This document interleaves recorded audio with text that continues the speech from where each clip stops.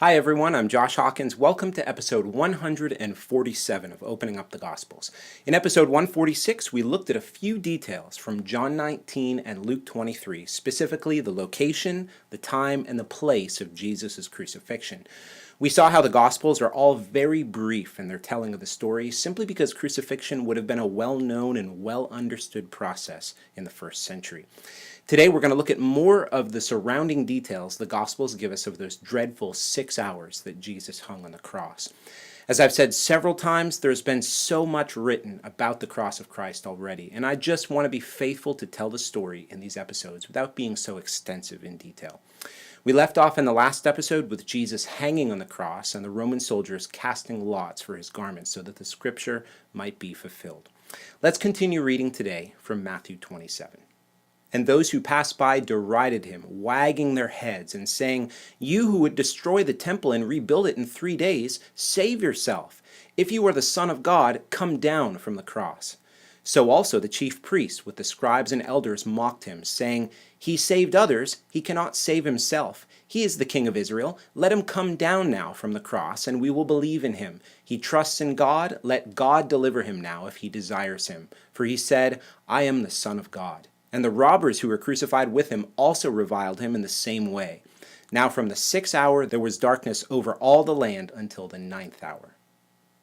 It's sometime past 9 a.m. on a Friday morning in April of 29 AD, and the beleaguered King of Israel is hanging between heaven and earth on a rugged wooden beam. From both Matthew's account here as well as Luke's account in Luke 23, we see that several groups mocked him as he hung there, including the Roman soldiers, the Jewish authorities, the criminals who were crucified with him, and those who were just passing by. Let's take a look at each of these groups. First, the Roman soldiers. Luke 23 says, "The soldiers also mocked him, coming up and offering him sour wine, and saying, 'If you are the king of the Jews, save yourself.'" Luke says they offered Jesus sour wine, or a vinegar-like drink that was sour or dry wine as opposed to sweet wine. The sharp taste was said to quench the thirst more effectively than water.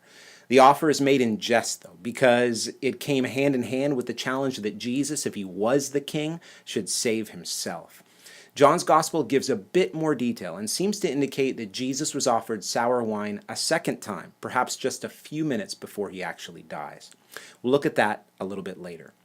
Secondly, Matthew mentions the people who were just passing by. He says that they were hurling abuse and blasphemies at him and shaking their heads in contempt and arrogance, which is a fulfillment of Psalm 22, verse 7. They even brought up the words Jesus spoke 2 years earlier at the first Passover of his ministry as he turned over the tables of the money changers in the temple, as recorded in John 2:19. The next group Matthew mentions is the chief priests, the scribes, and the elders. They specifically said, "He's the King of Israel. Let him now come down from the cross and we will believe in him." These guys never had any intention whatsoever of believing. I don't think they even had any intention to go to the site of the crucifixion, because specifically their presence in the city and the temple would have been expected by everyone, as it was the Passover. But how ironic is it that the blood of the true Passover lamb was being shed, and they had plans to ignore it altogether and celebrate the feast over in the temple. Now, I think the reason why the Jewish authorities did come out to Golgotha was due to the notice that was hanging above Jesus on the cross. As we've already seen specifically and briefly, Pilate had written "Jesus of Nazareth, King of the Jews" in Greek and Latin and in Aramaic in an inscription, and he put it on the cross. John's Gospel says, "Pilate also wrote an inscription and put it on the cross. It read, 'Jesus of Nazareth, the King of the Jews.' Many of the Jews read this inscription, for the place where Jesus was crucified was near the city, and it was written in Aramaic, in Latin, and in Greek.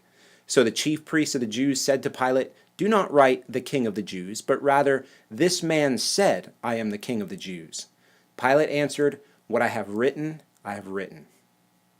So it seems like after the Jewish authorities found out that this was written and posted above Jesus, they went to Pilate seeking to have it altered. And after Pilate's refusal, they headed back to the crucifixion site to make sure their reputation was upheld and the crowds didn't change their opinion. The final group that Matthew mentions is the robbers. However, commentators believe that this word might be better translated rebel or insurrectionist. Their crimes were likely more than just theft, probably some sort of terrorism or assassination. The picture of two others, one on the left and the other on the right of Jesus, could be likened to a picture of a king with his advisors on his left and his right hands. This man hanging in the middle, though, was indeed the final promised king of Israel, but this was not his enthronement, and the cross was not the throne of David. Before establishing his kingdom, he first had to suffer as the law and the prophets had declared. Now, Luke's gospel gives us more detail of the dialogue between Jesus and the criminals, so let's read a little bit more from Luke 23. One of the criminals who were hanged railed at him, saying, "Are you not the Christ? Save yourself and us." But the other rebuked him, saying, "Do you not fear God, since you are under the same sentence of condemnation? And we indeed justly, for we are receiving the due reward of our deeds, but this man has done nothing wrong." And he said, "Jesus, remember me when you come into your kingdom." And he said to him, "Truly I say to you, today you will be with me in paradise." The contrast between these two rebels is pretty vivid. One of them, clearly in unbelief, mocks Jesus and says, "If you're that guy that we've been waiting for, save yourself and us." But the other one rebukes him. He knows he's guilty of sin, yet he believes that Jesus has done nothing wrong whatsoever and professes faith in him when he says, "Remember me when you come into your kingdom." He believes Jesus is the promised Christ, that final king that Israel has been waiting and longing for. There's no indication from the Gospels that this Jewish rebel somehow believes Jesus' kingdom is some spiritual kingdom, or that his kingdom had already been established, or even that Jesus' kingdom is somehow in heaven, and that's where they're both about to go. Those assumptions really are ones that we as 21st century Gentiles make when we read the text. Those assumptions unfortunately affect our reading of the next verse as well. Jesus says to the rebel, "Truly I say to you, today you will be with me in paradise." Now, we commonly understand that as Jesus saying, "You're going to be with me in heaven today." But there's a few important things we have to note here. First, the word paradise is paradisos in the Greek, and it's the same word used in Genesis 2 and 3 in the Septuagint to refer to the garden in Eden. It's also the word that Jesus uses in Revelation 2:7, where he tells the church in Ephesus this: "He who has an ear, let him hear what the Spirit says to the churches. To the one who conquers, I will grant to eat of the tree of life, which is in the paradise of God." In this verse, Jesus himself places the tree of life in the paradise of God. We know from Genesis that Eden's garden also contained the tree of life. Later on in Revelation 22, we also see the tree of life mentioned in context to the New Jerusalem and the new heavens and the new earth. So what's Jesus saying in Revelation 2:7? He's telling the church in Ephesus that if they overcome the temptation to give up on their faith in the midst of suffering and persecution, they will eat from the tree of life in the garden. In other words, they'll be resurrected from death to participate in the restoration of all things. They'll enjoy this very earth with no death, no sorrow, no crying, or no pain. Now, I believe this is what Jesus had in mind for the rebel next to him on the cross. But you might say, wait, doesn't it say today, as in this very day, that guy would be with Jesus in paradise? Well, the second point to understanding this verse comes when we remember that punctuation was not part of the original Greek manuscripts of the New Testament.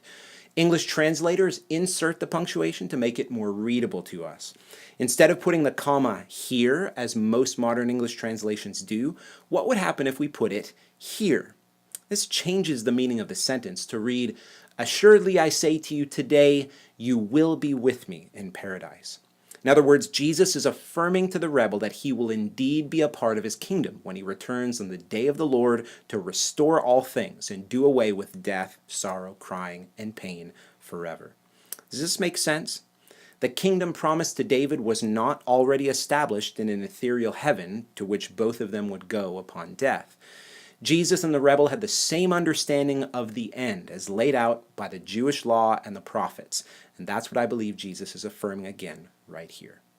Well, we're out of time for today, but there's still so many more details of this gruesome scene to look at. If you've missed any of the past episodes in this series, you can find them all on my website, www.joshuahawkins.com/gospels.